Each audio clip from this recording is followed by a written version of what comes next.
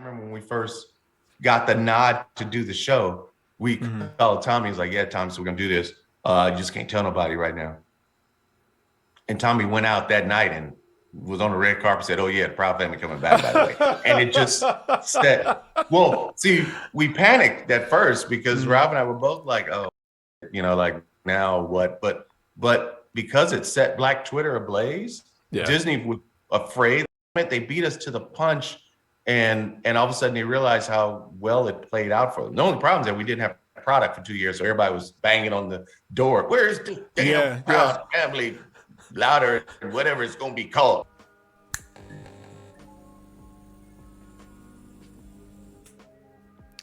Everybody, what's going on? Corey here, and I am here in the middle of the day. And if I'm not here at night doing what I regularly do, acting crazy and talking to you, then if I'm in the middle of the day, it must be for a special reason because I wake up late anyway. And today is a very, very special reason why I'm here. I have the honor of getting to talk to someone that I really respect and I love their work. And this is my second time speaking to them. So it's really cool to know that they were willing to come back. So I must have done something right the first time. I guess I didn't piss them off. So ladies and gentlemen, please welcome back rather, animator, businessman, and now award winner, Bruce W. Smith. How you doing, Bruce? What up? I'm good, man. How you feeling? Oh, and looking dapper than ever, man. Looking way more dapper than you did last time. You looked great last time. You stay styled up, man. I love this.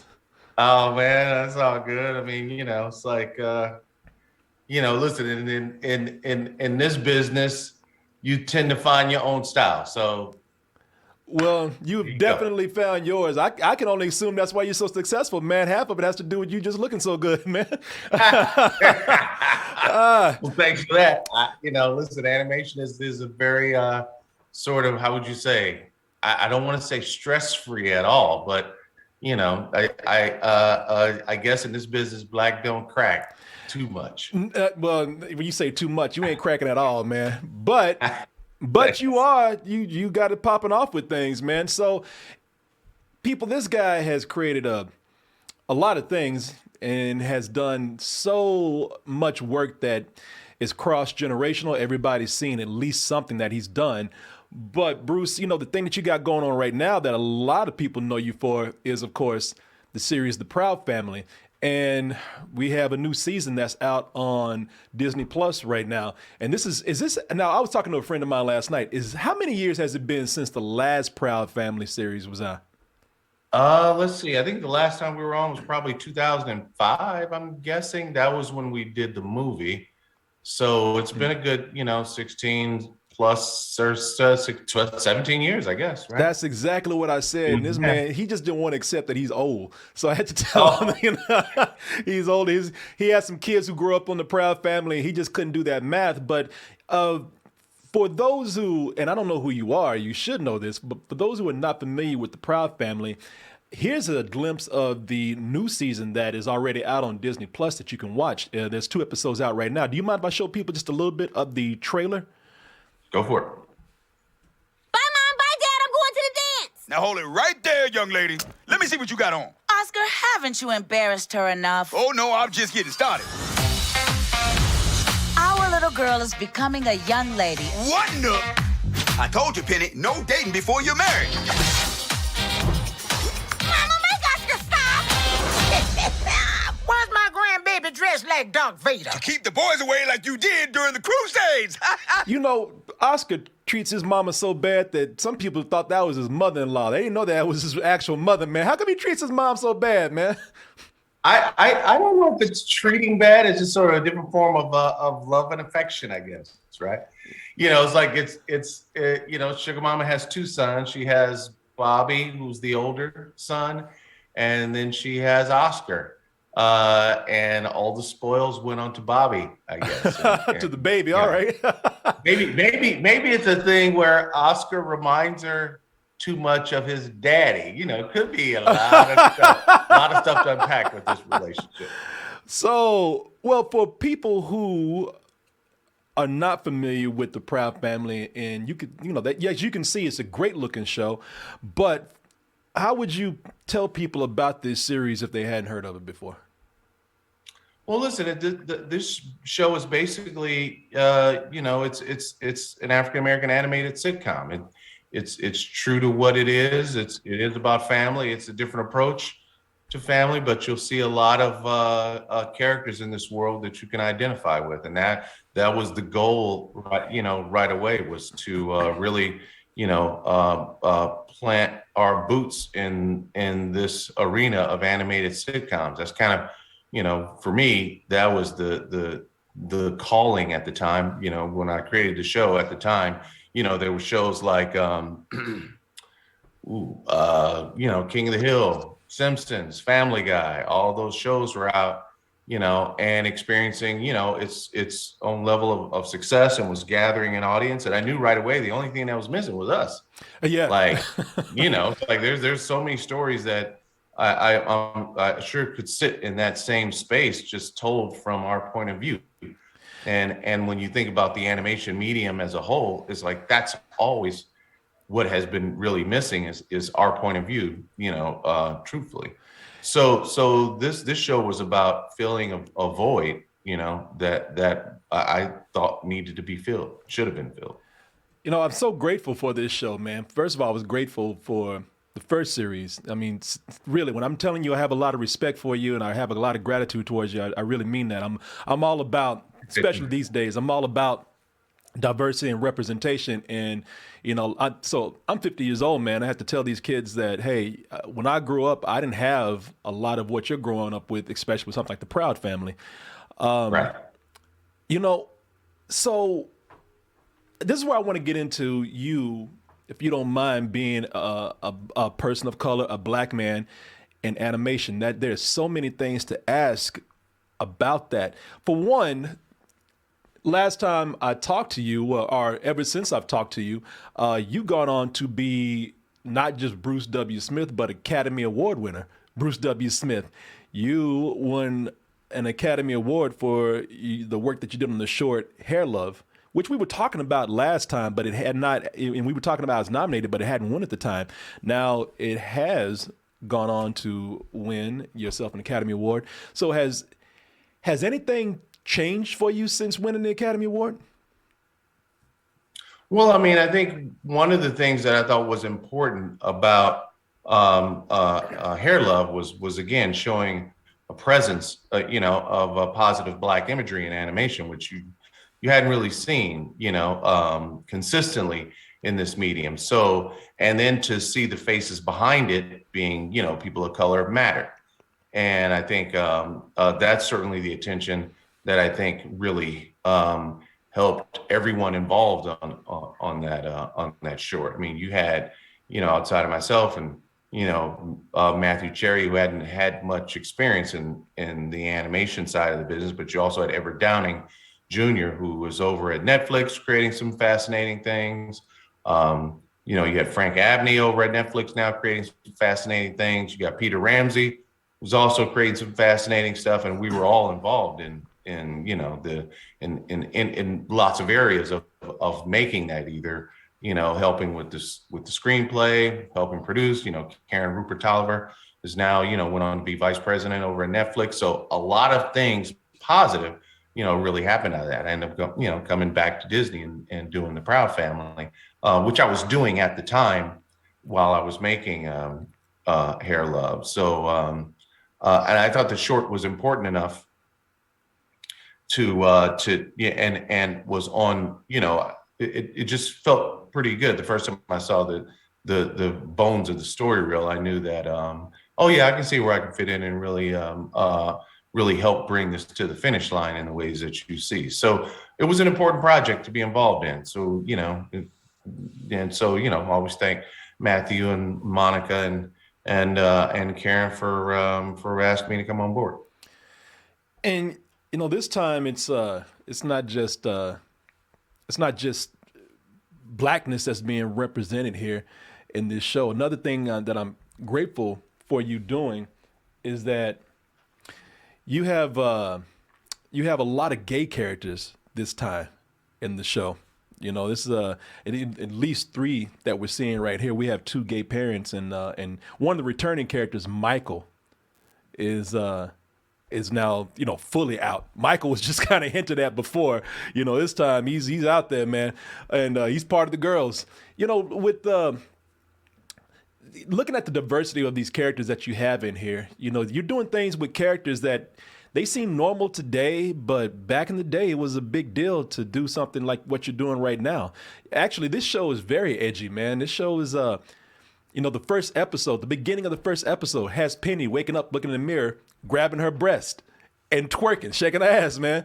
You know, you have 2 gay dads in the show right now. You have a young gay character who's proud and gay. You have so many references with songs that only adults will get in this show. You know, there's a Prince reference. There's even are you a fan of Shuggie Otis? Shuggie Otis, the OG Strawberry Letter 23. Yes. You know, Shuggie's from LA. So Okay. Yeah, he's still around, right? yes. Yeah. Oh yeah, very much so. Yeah. So you have a character. Yeah, I mean, I think that's where our show really shines is like it's a deeper canvas of blackness, and it's a sort of a diaspora of blackness, really. Like you say, you know, our show is all about, you know, welcoming and bringing in everything that you see when you walk outside of your door every day. You know, that's sort of the true element of being diverse and inclusive. You can't eliminate one group of people and call yourself, you know, diverse and welcoming. Our show is always sort of bent on that. When we did the show the first time around, you know, Michael was a character that we kind of hinted at being gay. And we did that one episode, Who You Calling a Sissy, where, you know, he's suppressing the idea of who he is until it just gets completely under his skin and he morphs into this, you know, into this character that people are afraid of, you know, because he's afraid of being himself in front of everyone. So we did lots of things that metaphorically played into the idea of the true identity of Michael. But this time, you know, with us being on Disney Plus versus being on the channel, like we were encouraged to take the chains off and go for it. And I think that's where our show really shines, is just bringing the truth, you know, of who we are as a people, and bringing the truth of those characters into the show. We think really is sort of a bonus layer of and allowing us to tell stories, you know, with fun and real elements of truth behind it. Yeah. I think that's a wonderful thing for young gay people, gay kids, to see themselves represented in this show, you know, in a way that we're not seeing a lot of today. That being said, with how edgy the show is, the adult references, there's a couple of sex jokes in there. You're seeing visuals that you wouldn't be able to do a while back. Were you told that you absolutely cannot do this joke or this scene right here when doing this project? Yeah, there's a lot of things we told that we couldn't do, and then it's about how you execute stuff. I was like, you can touch on anything in animation as long as you have the understanding of how to tell it, you know, and the ability to be that type of storyteller takes years and years of training. Listen, you know, listen, Ralph Farquhar and myself, we worked side by side to make, you know, this version of the show. And, Ralph and Calvin Brown and that entire writing staff really deserve a lot of credit, because they're right. The way animation works, you know, they're the front line. You know, it's like we work together, kind of work out all the beats in terms of the types of stories that we want to tell.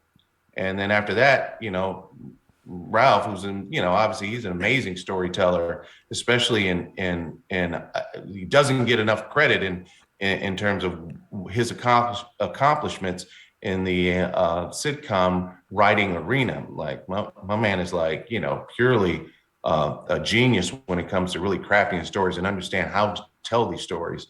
So now, you know, we get these scripts, and I love, you know, when scripts come hot off the griddle. It's like getting, you know, a great. I'm reading the stuff, you know, stuff we talked about. I'm reading for the first time, and I'm laughing out loud at a lot of stuff. And now I have to be able to translate this, right? Yeah. keep the humor, add, plus all the jokes, and it's just like what's great is that the writing is feeding, the artist side, and the artist going back to feed the writing. So we go back into to recording sessions. We're armed with all the materials of visually what we put forth. And then the recording sessions are like an extension of the writing room. And that's where now you bring all these, great actors to the table. Tommy Davidson, Kyla Pratt, Joe Marie Payton, Paula J. And they just make a great meal with these characters. So, again, then the craft ends up feeding the art again. And that art process is totally inspired by what these voice performances are giving us. So it's a great, sort of circle of life on our show in terms of the execution, the process of execution. And when it all comes together really nicely, you end up making, what we've seen the first 2 episodes of on Disney Plus. Definitely shows everybody's working well together, man. I mean, you did a great job everybody did a great job on this new version. I'm really, really loving a lot of what I see, and I can't wait to see some more episodes. I'll ask for some more episodes from Disney for professional reasons, but really just kind of being selfish too, man, because I've been enjoying it so much. So if you got the hookup and can get me something, man, Probably still cooking. We in the midst of still making it. So, it's still an ever evolving meal, but yeah, the episodes coming up are fantastic. Like, we go lots of really fun places, with Sugar Mama, Penny, Penny creates an app that helps get kids home from school that she ends up really, making herself a lot of money off of, right? Yeah. So, we create sort of a show that's similar to Shark Tank, where she actually sells the idea of an app and gets investors and stuff. It's pretty fun. No, that's cool, man. You know what? I'm just curious. I was asking you if there was anything you were told you can't do, and you said, yeah, absolutely.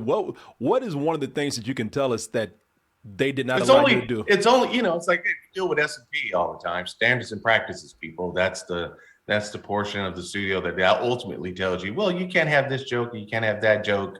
And then you always try to skirt around the way to have the joke.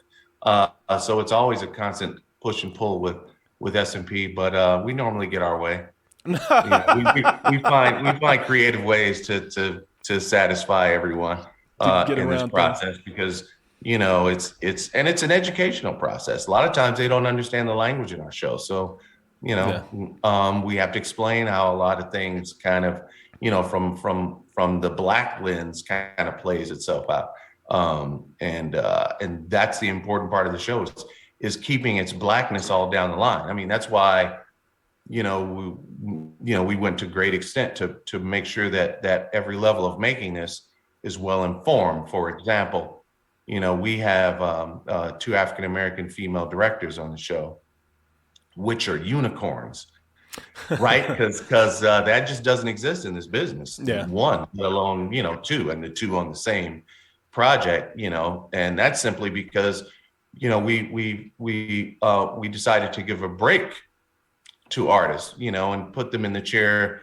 and they hadn't necessarily even done it before. So it's our job to train them up, and in that, it's like when I found, I have 3 directors overall, and along with myself, I kind of like oversee all the direction and such. But the 3rd director's, a white German gentleman, Rudy Bloss, great guy, veteran artist in this business.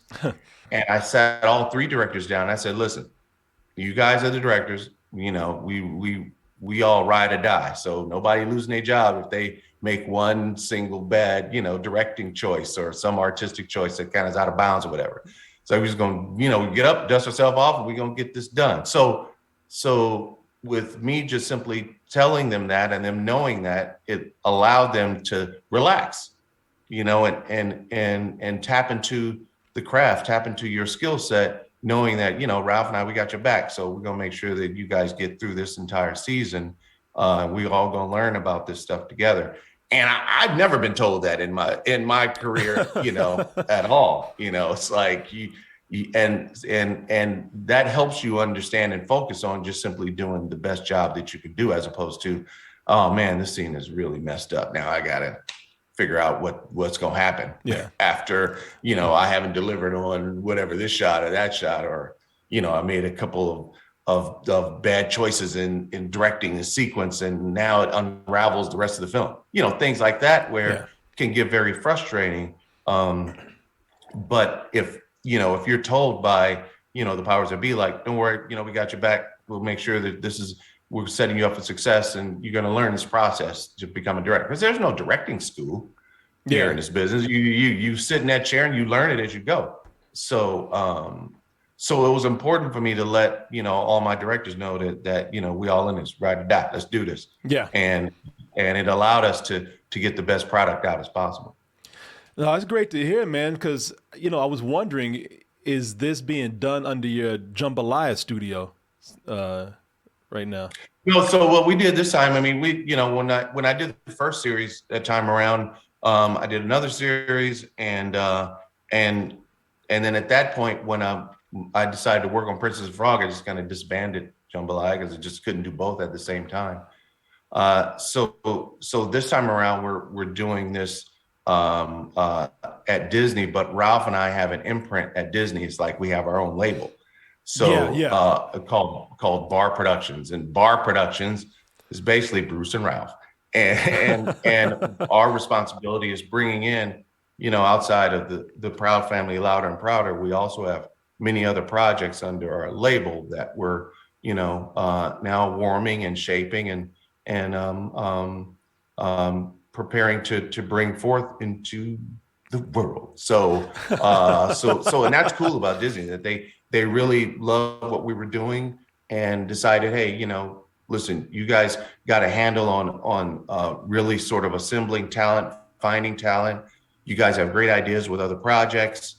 Because when we first came into Disney to do Proud, this new generation of Proud Family, Louder and Prouder, we were there to actually pitch another project. And it was something that Ralph and I created. And they loved that project. And then they just said, listen, we want to do this, but how do you guys feel about revisiting the Proud Family? And so we both were like, oh yeah, well, we never thought we were done, really, because there's so many stories left to tell. So both projects are traveling, different paths right now. And then we have several other projects in the fold as well, both live action and animation. So yeah, it feels special to be under the Disney wing during this time, to be able to really explore the fullest level of creativity, and they're giving us the playground to do so. It definitely sounds like, especially with the way things are today, you're in a place where these projects can be more accepted, or at least, pitched easier, because you being a Black man in animation, person of color in animation. What were the challenges that you had before, where you are now? What were the challenges of running a studio, pitching projects? What projects did they not want to accept because they thought, no one's going to want to see a Black project like this?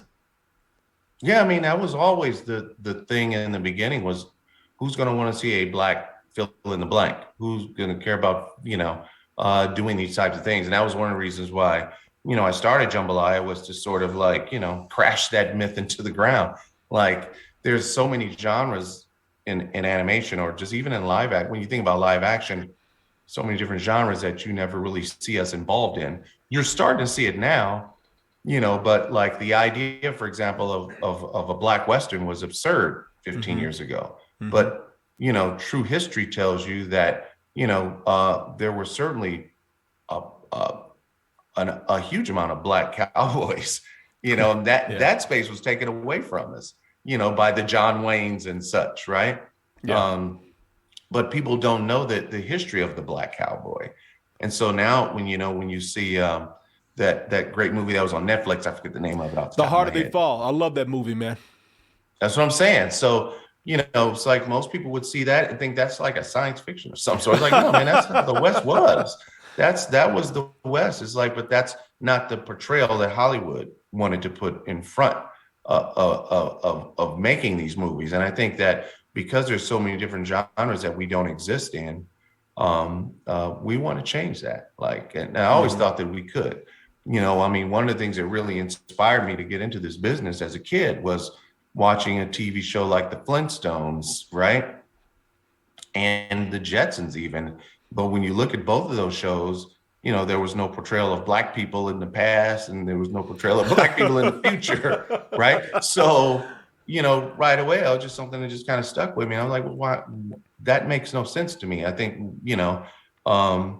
and every studio is guilty of it. Like every studio is guilty of not having that sense of inclusivity, when we make these movies. So, and it doesn't count when you just got people of color sprinkled in the background and not involved in the fullest form of the narrative of your films. So it's a call to arms, really. And it's like, and the idea of the Proud Family is to showcase that, yeah, Black people can exist safely in this medium, because we just don't have a lot of people of color behind the scenes to be able to enforce that. Yeah, exactly. Right? So you don't really, if you don't get that behind the scenes, you're not going to get that voice that's going to be on screen. It's the math is telling you why you don't get those stories. So more people that see our show are inspired to get into this business and help really sort of change that directive than the Proud Family did his job there even. So there's more to the idea of making Proud Family really than what meets the eye. I mean, I think really it's about bringing people in this medium that can really help, change and put it on a course that really shows us in lots of spaces that you normally don't see us in. Of course. And I definitely do think you're achieving that. Like I said, I'm a grown man, and this inspires me. This makes me feel really cool, man. That's cool, man. You're talking about how opportunities are open more now for people like yourself, and hopefully they're going to open more down the road. I mean, surely they will, but right now, it's interesting to me that it's taking this long to even get to where we are. That being said, are there any projects right now that you would love to do that I mean, there's nothing wrong with it. It's great. It's fine. It'll be awesome if it could be put out there, but no studio wants to take it right now because they don't get it. Do you have a project like that? Oh, no. But I don't know because we don't see them. So I don't know exactly what. I know there's a lot of movies that I love just for the reason of saying, hey, there's a Black dude. You know what I mean? It's like, I think when I saw The Incredibles for the first time, I was like, there's a Black dude. Like, there's a Black superhero. Somebody thought that was necessary, and I'm glad. Yeah. And it's Samuel L. Jackson. So he ain't taking no shit. You know what I mean? So so the casting was perfect. The character was great. He was, Frozone, cool as ice. I mean, everything fit right in the pocket, right? Oh yeah. I was mostly talking about for yourself, like if there are any projects that you want to do that you already have kind of planned, and you just know, like, all right, no one's going to take this right now. The world just the business just isn't ready at the moment. Oh no, I don't. I mean, those are the projects that I'm picturing right now. I don't want to pull the curtain back, behind too early, But I mean, all you got to do is just really just think about all the genres that you like in terms of films that you've seen, but don't see us in. And I probably have a project lined up in that area. You know what I'm saying? So that's what we're thinking, and those are the places that we want to go. I just don't want to play my hand just yet. Yeah, because you actually played your hand last time you were here, because everybody was talking about how they were getting a sneak peek of the new Proud Family when you went into a certain room. That was funny, right? Yeah. Yeah, so we don't want to do that. I can't do that this time around. Yeah, believe me, when you cut the camera on, I was looking to see if there was something back there. It's a little sneak peek. Yeah, that was fun to see. That was fun. But listen, anything that helps give us a buzz, I think, is great. I think even from that, and with Tommy, I remember when we first got the nod to do the show, we called Tommy. He's like, yeah, Tommy, so we're going to do this. You just can't tell nobody right now. And Tommy went out that night and was on the red carpet, said, oh yeah, the Proud Family coming back, by the way. And it just said, well, see, we panicked at first because Rob and I were both like, oh shit, like now what? But because it set Black Twitter ablaze, Disney was afraid that, damn it, they beat us to the punch. And all of a sudden they realized how well it played out for them. The only problem is that we didn't have product for 2 years, so everybody was banging on the door. Where's the damn Proud Family louder and whatever it's going to be called? Like, give it to me now. So, you know, it was just that we were really sort of premature in that. But what it did set up was the void. They recognize there's a void and we need some content coming out. And if it's Black, and if it's the Proud Family, then that's part of my childhood. I want a piece of that. So everybody started doing all this fan art. And then people thought the fan art was what the show was going to be. And then I had Joe Marie calling me, pitching a show. And I'm like, Joe Marie, yeah, I get it. But we're doing, you know, Sugar Mama's and Proud Family. So we're going to be doing the Proud Family. She's like, oh, honey, I didn't think Sugar Mama was going to be in the Proud Family because it looks like everybody's older and she might be dead. So I'm like, no, that's fan art. That's not happening. You know, Sugar Mama's not dying. She's in the show. So we had to convince our own cast that that's not. So it was pretty.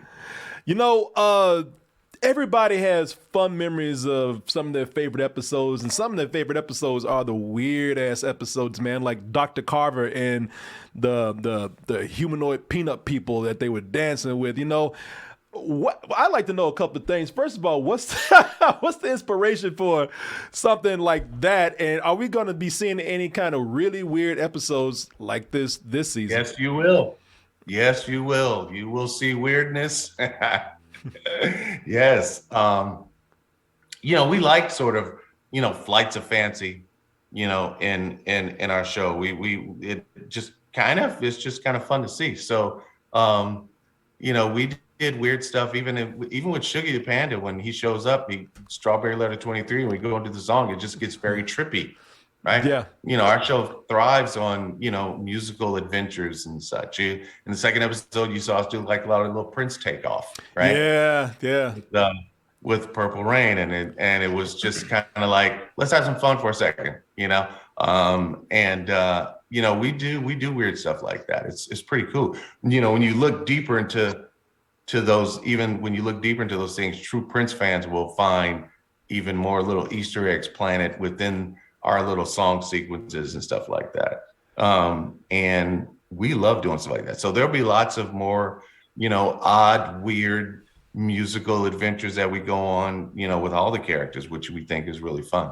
Part of the funnest element of the show for me. Oh yeah. No, I really love the Prince reference in there, man. You know, did you see the Morrison Jerome reference in there? I saw them dance in the background, man. Yeah. Yeah, man. I saw him back there doing that thing. Yeah, man. I did do it. Yes. Doing the jungle love. The jungle love, yeah, you know? Man. Yeah, Morrison Jerome back there, man. So we laughed at that. We loved it. That's what I loved about certain things with this show, is that you do some deep dives with youthful stuff, but at the same time, there's gonna be some kids that are there looking at that parent like, what the hell is that? You know, my friend he got his heart broken when Penny had to ask, who's Prince? I was like, hey man, you know, we in that age now. Kids ask that question, man. It's funny. You know, it's like, yeah, Penny gets a boyfriend named Kareem Abdul-Jabbar Brown. And when you see him, he's, you know, the girls are going to love him. You know, guys are going to hate him because he's just the perfect boyfriend. And you get to follow that journey, right? Yeah. You know, which is going to be fun. We nod to a lot of the stuff from the past, which you'll see in that episode, which I think is next week's episode, I think. When you meet her boyfriend for the first time. So yeah, we and in that we do a lot of, like I said, a lot of fun musical sequences. You know, we do a Black Western in this. Actually, we discover Sugar Mama's roots. As we, you know, you asked the question, why is this relationship between Oscar and Sugar Mama the way it is? Well, you'll get some answers in that episode. Okay. So we take you back to Sugar Mama's, you know, beginnings, you know, where she was born. And that's a great episode because we really, like I said, we really lean into, you know, the Western genre. And it's a really fun episode, but you do learn a lot about Sugar Mama. Nice. So yeah, a lot of the relationships, you'll kind of see who they are and why. But also, you know, we really talk about topics that you normally don't see tackled in the animated form. We explore racism, but not just, you know, we've done episodes that deal with racism on the outside and how the crew handles it, but we deal with racism within their own crew. And that's going to be a very fun episode as well. No, we get deep. There's some really later, and I can't tell you when, so I'm not supposed to talk about it, but if we get into some very deeper areas about the city that they live in, and we discover some secrets there. And yeah, it's you're gonna laugh, but you're gonna be like, yo, wow, they went there. And I think that's what's gonna be the fun of the show. I mean, people were talking about it like these first couple of episodes. Wow, they actually said that. They actually went there. And I think that, you know, the first episode was really kind of resetting the world, you know, getting you familiar with all the characters and where we kind of left off. And so now from there, it's just we going downhill.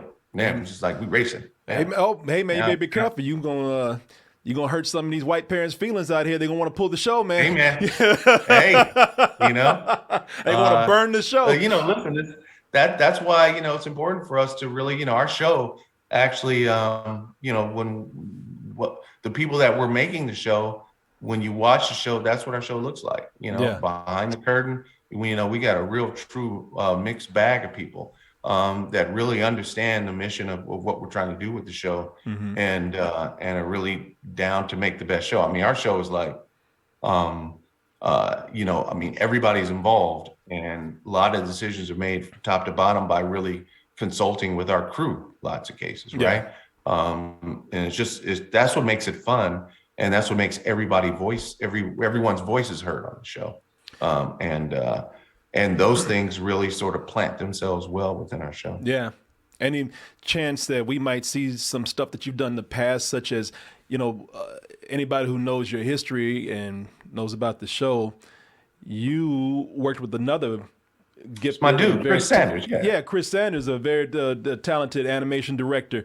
He directed, one of the things he directed was Lilo and Stitch, which you did a crossover with on the show. A lot of people remember this episode. That was a long time ago. I remember that. Yeah, and that was something that really kind of caught people off guard, surprisingly and pleasantly off guard. You know, to see those two properties come together. So, any chance we might see any kind of crossovers today? Because you went to Cal Arts with that director. That's how you guys were able to make that connection right there, right? Well, we were classmates. A lot of guys was classmates with the guys who went on to direct Lion King. Rob Minkoff was one of my classmates. Wow, man. We had a pretty dynamic class at Cal Arts. And yeah, a lot of those guys came into the business to really start to shake and bake the business at that time. So that big boom in the 90s, a lot of that was, you know, a lot of my classmates were responsible for all that stuff, you know, all the successful films at the time, Beauty and the Beast, you know, you mentioned, you know, Lion King, Aladdin. Yeah, a lot of guys came in at that time. You know, I mean, I was working on Bebe's Kids, and then Space Jam, and came to studio work on Tarzan. And one of my directors was my classmate, Kevin Lima. Went on to direct a Goofy movie, worked with him on that. So, yeah, really, really incredible talent. It came out of Cal Arts at that time, and we were really all sort of learning the craft together. Nice.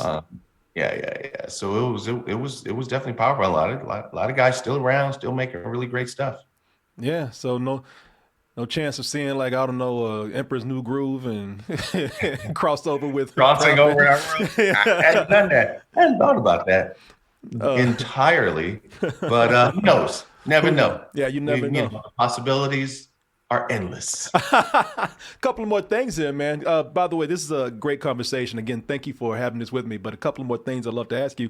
When you came in, now correct me if I'm wrong here, I thought I read when you came in to work at Disney, you came in to work on Who Framed Roger Rabbit at the time. That was one of the first projects I ever worked on at Disney. Yep. Man, how was it working on a movie that is as revolutionary and groundbreaking as this, man? Did you know at the time when you were working on it how groundbreaking this was? You know what? That was the one project when I saw we kind of knew it was bouncing around the business at the time. It was bouncing around the industry, and it was the hot ticket That we all knew that. So, and at some point we all saw little black market videos of what was going on with it and stuff like that. We may have seen the opening piece of the short. I remember seeing little bits and pieces of some of the live action that was shot. So we're all excited. And then when it landed out here in LA, we were like, all right, let's jump on. So I was the last guy hired. I remember that. And I remember sitting in the first time I saw the fullest reel, I'm sitting in the room with all the animators and the directors there, and Bob Zemeckis, anybody knows who Bob Zemeckis is, he directed, Back to the Future. And like, he's he was the master of his craft. So I'm in the room with Bob Zemeckis and he's laughing out loud at a lot of the jokes. And I knew right away his sensibility was fantastic. Like, he loves his Tex Avery stuff. He loves his Warner Brothers stuff. And Richard Williams being the animation director, master of his craft. So I'm there, like, just witnessing all this talent in the room.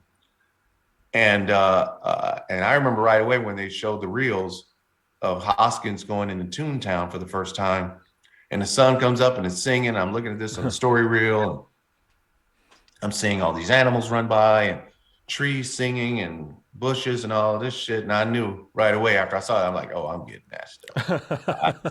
But this is because I'm the last guy on.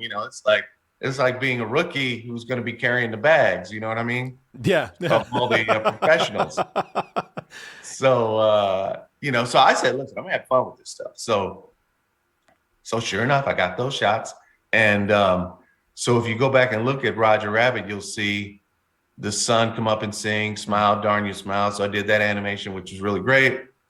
And it was fun to do. And then you'll see, as you pan the landscape, Hoskins looks to his left, and you'll look and you'll see trees and plants. And then all of a sudden you'll see this one tree that's playing a banjo, and you'll be like, man, that tree got some big ass lips. And his big old tree afro. That was your boy drawing himself into the film. So I animated that scene, designed trees and all that stuff. So I vowed to have some fun doing this, so I'm gonna be doing it. So that was kind of like my first venture into being that in-house animator at Disney. It was fun. So let me see here, man. I just got to see for myself. So this is entering Toontown right here. So I want to see this. I want to see this Afro big lip tree right here. Bam! That's me.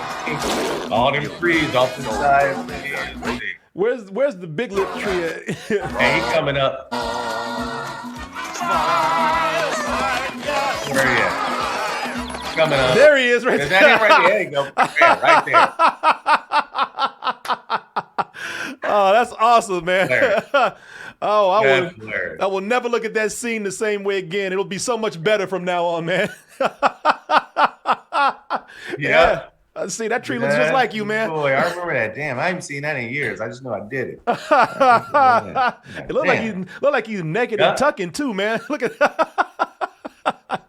Yeah, I know. There's some big ass lips. I know that. Oh, that's great, man. That was fun. All that stuff was just a mayhem to do, but it was fun to do. No, that's awesome, man. I also got to tell you, feel a kindred spirit with you, man. I love hearing this story about how when you got Disney Plus for the first time, the first thing you did was you put on 101 Dalmatians. When I got Disney Plus, I remember Disney Plus, we got it. I was up at like 5 a.m. I was in the bed with my wife, and I was up watching, woke her up. She couldn't go back to sleep, and that was what I was watching. We stayed up and watched 101 Dalmatians, and then went back to bed. Yeah. What? Yeah, that movie. That was the first movie I saw as a kid. I remember the first Disney movie I saw that actually sort of lit all my senses. In terms of, like, I had never seen performances like that. From characters. Again, growing up on television animation, this was feature film animation, just a whole different discipline. Yeah. Different style. And, seeing Roger and Anita dancing was just, wow, man, those characters are really moving like real people move. And then, seeing Cruella de Vil for the first time.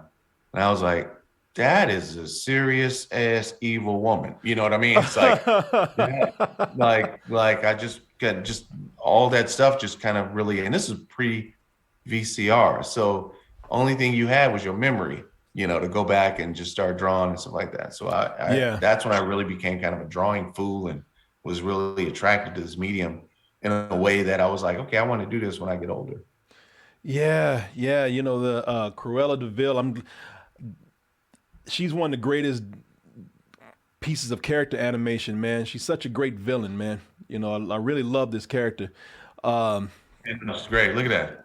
Yeah. Wow. I got a terrible copy right here. I used to have a great copy of this I go to, but people, if you go and watch this movie, definitely it's Cruella de Vil that's making it, man. It's one of the greatest pieces of character animations out there. One of the greatest villains. Yeah, no doubt. That was Mark Davis, man. His designs are great and his animation is really great.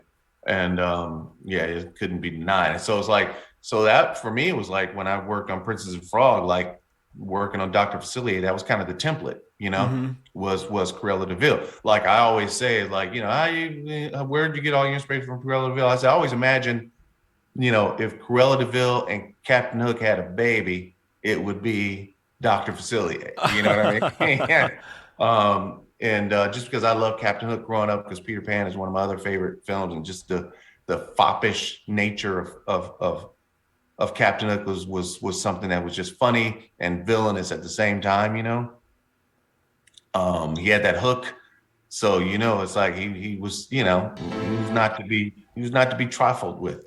So I just love the combination of those two characters, and so that's what really kind of helped inspire the performance of Dr. Facilier for me.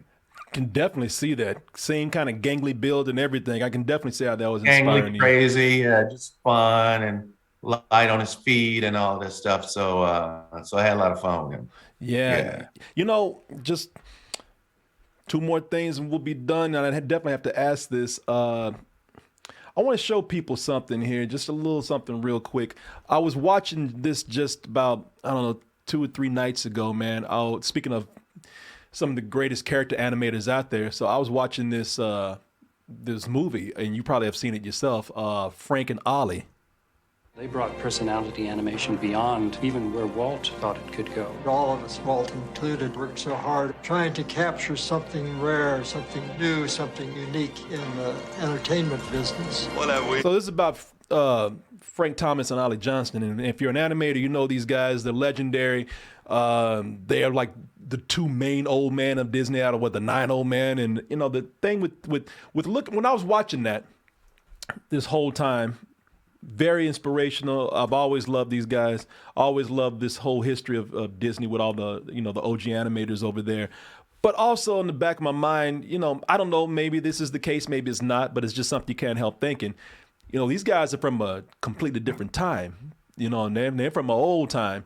And do you ever feel like some of the people that you looked up to was a strange feeling because you just didn't know, maybe they were cool, but there's a chance that maybe they don't like people like me or people that look like me.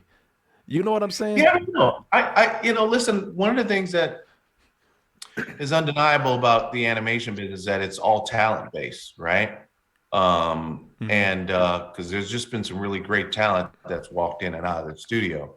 And, I don't, the artists that I talk to that, all the way down to like guys like Floyd Norman, who was around when Walt was around in those areas, knew Frank and Ollie and everything. And he never talked about experiencing any real racism within the studio because it's all talent-based. Talent shines through. I mean, I truly believe that the opportunities that I had gotten in this business was based on talent and people investing in talent more so. And I just think that it's just a small percentage of Black folks in this business, only because it's if you just don't see yourself on the screen, you're not, inclined to join in. Just think about anything that you see or that you hear, on television or the radio and such. Certain things will connect you musically. Yeah. Other art, there's lots of jazz artists exist because of a Fats Waller, or a Duke Ellington.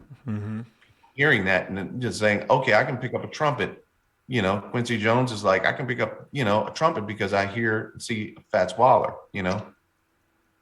And I think that, and then music is just kind of built that way now. There's so many, of our Black presence in music is undeniable. It's like our presence in televisions, because you've seen people on television, you're like, I can do this better, right? But you see yourself on the screen, and animation just was not built that way. I think that, and because the medium hadn't necessarily been so kind to us in the past, Black people just didn't join in. I'm sure Black people believe that Black people ain't doing Black people like that. So, and they were right, and I think, but what's interesting is that when you talk to a lot of those artists who were working on like shorts like, Cold Black and the Seven Dwarfs, which is, the Black answer to Snow White. Yeah.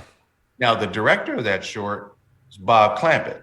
Now, Bob Clampett was an animator who was responsible for, Bugs Bunny, directed a lot of Bugs Bunny shorts, really wild and crazy Bugs Bunny shorts. Bob Clampett was a fixture in the LA jazz scene back in the early, 30s and 40s and stuff. Black people knew of him. Like, he had a kinship with Black folks. So when he was doing that short, he thought he was doing something cool. Like, he didn't think he was doing something that was slapping Black people in the face, right? Because he had such an affinity for Black talent and what they were displaying, and he found humor in Black folks. But who was checking him? Nobody was checking him, telling me, "Hey, Bob, that's not funny. This is some bullshit." Or, "Let me help you tell this story if you want to tell it," right? Yeah. There just weren't Black folks who were really there to kind of help shepherd them along. So I think truly, if Black people and there was some early artists that actually did find levels of success. Frank Braxton was probably the first Black animator in this business. Worked on some Warner Brothers stuff. Just died at an early age before he actually could truly get his shine. There were artists that mattered in the business, but you got to matter enough to have influence to go to somebody like Walt and say, Song and South, listen, you got some really great animators, but if you're going to tell a story about Black folks, it's probably not the one to tell. Yeah. You know what I mean? Happy Black slaves didn't exist. But at the same time, that's what people were reading in history books about how, slaves weren't so sad, and they had great relationships with their masters. And you're reading this stuff in the history books, and we know that that's bullshit, right? But you just didn't have enough Black influence in the business to really sort of matter. And times at that time, we're really, we're oppressed people all the way through the 60s, for goodness sake, right? Yeah. So a lot of that, shows up in the entertainment, the stuff that we were watching. Everybody who was fighting to really have a seat at the table, just in Hollywood in general. Can you imagine what it was in animation? Like, animation's the industry stepchild for a long time, even though we were, a good part of the entertainment business. I mean, we were on newsreels in the 40s and 50s and stuff like that. Animated shorts there wasn't television invented for the short. Television came so much later. So we just didn't really have a foothold, have a voice in entertainment as a whole. So, we have people like, Sidney Poitier to thank, and to just have a voice to help begin to balance out the atmosphere in entertainment business, to have that. So animation, man, it wasn't even about having a voice. It was just trying to get yourself up there in a dignified manner. Yeah, no, definitely. And no, thank you for that insight. It's a great way of putting it, especially when you say, that's very enlightening to me to know that Bob Clampett was actually someone who was friends with Black people. What Bruce is talking about is an old cartoon, Snow White and the Seven Dwarfs, which is considered to be one of the most racist cartoons ever. Coal Black and the Coal Black and the Seven Dwarfs. Like, they got Prince Charming, and they're not Charming, and it's enlightening to me because I never knew that kind of history behind it, man. That he thought he was actually doing something good, which I guess a lot of people did.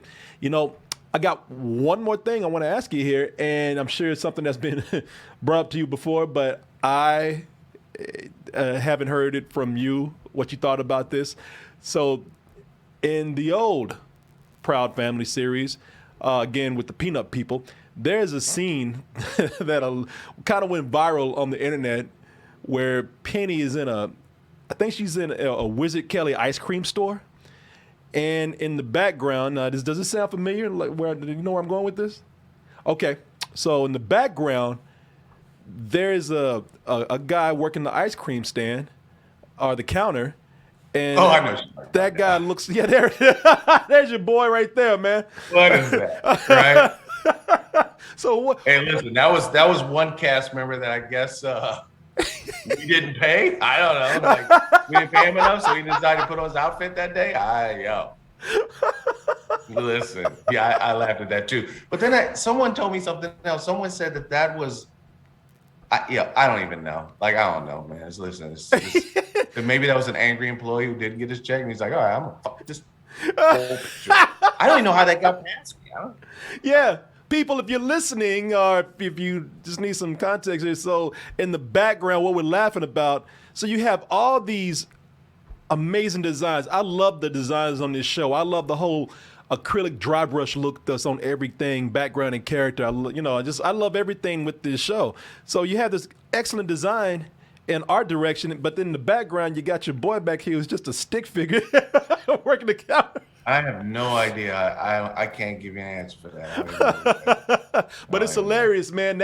That guy became his own character, by the way. I'm sure. Yeah. Yeah, that's like we were caught Shaqtin' the Fool, I guess. I don't know. But that's what happens when you run out of money in the middle of a movie, I guess, right? That was hilarious, man. Oh, I do have one more, and then we are done. I just have to ask you, because I'm curious about how this works. You did a commercial back in the early 90s, and I don't know if you did the whole, I don't think you did the whole commercial. You did, it was a Fruit Loops commercial that you did about the first 5 seconds of where you did a rapping rhino. I am That's sure did, didn't it? That's right. My name is DJ Rhino. I've been looking left and right for Now, were you working at Disney at the time? And if you were you allowed to still do freelance? That's funny. Yeah, my freelance name was Rufus Disney, so no one ever caught me doing freelance. Yeah, listen, I mean, I love doing commercials and stuff on the side and everything like that. That was always fun to do. The studio was cool with you doing outside work and everything. Yeah, all that stuff I did. Yep. Nice. I remember that. Very nice. Yeah, I have a lot of those drawings at home somewhere. I know I got that cell somewhere because I remember posting it on social media. But yeah, I've always loved doing commercials. Like I've done a ton of commercials. As a youth, nice, as a youngster. Hey man, this has been another great discussion. I loved our discussion last time, and it means a lot to me that you came back and you spent some time with me again talking. It's always, again, very enlightening. So when you win that next Academy Award, man, for the projects that you are not telling me about right now, or telling anybody about, hopefully you can come back and talk more, because these are just great conversations. I love them, man. Thank you so much. Cool. Yeah, no doubt, Corey. Thanks, man. Yeah. I'll come back when I get my EGOT. The Emmy, Grammy, Oscar, Tony. Okay, man. All the things. Well, with your talent, it won't take that long, man. And again, thank you for being. That'll take forever. Yeah, exactly. You'll get it before I'll be you know back it. next week. Well, I tell you, man, congratulations again on everything, and just thank you for being just an inspiration, man. This is what. Cool, man, I appreciate your support. No doubt. Yeah. This Well, is thank fun. you, Yeah, and we'll talk again, hopefully, man. Thank you so much. Yes, sir. All right, man. See you later. Y'all have a good one. You too, man. See you. And I might need to go there in his. There he got it. He did it himself. He's gone. Well, folks, I always go into these things nervous sometimes when I'm talking to somebody that I really admire, and believe me, I was sweating it today. But that guy is so talented, so awesome, so easy to talk to, that this was a breeze, and it was so much fun. And I hope you had as much fun as I did talking to him, and I hope you learned a few things like I did. Proud Family is on Disney Plus today. So If you like the old Proud Family, I don't see any reason why you won't like this. If you love animation, I don't see any reason why you won't like this. Love it even. If you love great design, if you love great humor, it's all there. And again, happy to be able to share a moment with one of the guys who is key in creating that. So everybody, thank you once again. And definitely look forward to our next conversation. But until then, you know what I tell you? Don't ever, ever, ever hesitate to email me at any time. If I don't get it right then, I will definitely get it later, and you can reach me, kcoolmans@gmail.com. That's KCOOLMANZ@gmail.com. And you email us with any kind of questions, comments, compliments, insults, input, and/or advice. Hit us up on the social medias, Instagram, Twitter, and the Facebook. Copy all that information down right there, memorize it, love it, and you've got to use it.